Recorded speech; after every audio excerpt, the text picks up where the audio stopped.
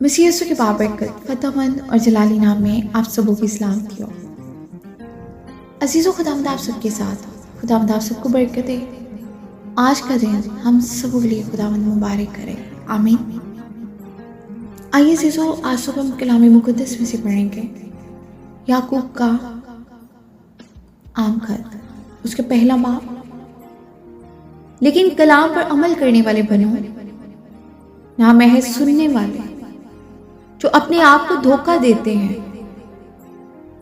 کیونکہ جو کوئی کلام کا سننے والا ہو اور اس پر عمل کرنے والا نہ ہو، وہ اس شخص کی مانند ہے جو اپنی قدرتی صورت آئینہ میں دیکھتا ہے، اس لیے کہ وہ اپنے آپ کو دیکھ کر چلا جاتا اور فوراً بھول جاتا ہے کہ میں کیسا تھا۔ لیکن جو شخص آزادی کی کامل شریعت پر غور سے نظر کرتا رہتا ہے، وہ اپنے کام میں اس لیے برکت پائے گا کہ سن کر بھولتا نہیں بلکہ عمل کرتا ہے۔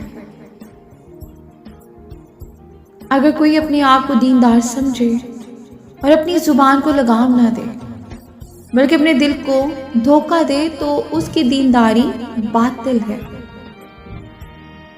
ہمارے خدا اور باپ کے نزدیک خالص اور بے عیب دینداری یہ ہے کہ یتیموں اور بیواؤں کی مصیبت کے وقت ان کی خبر لیں اور اپنے آپ کو دنیا سے بے داغ رکھیں، آمین۔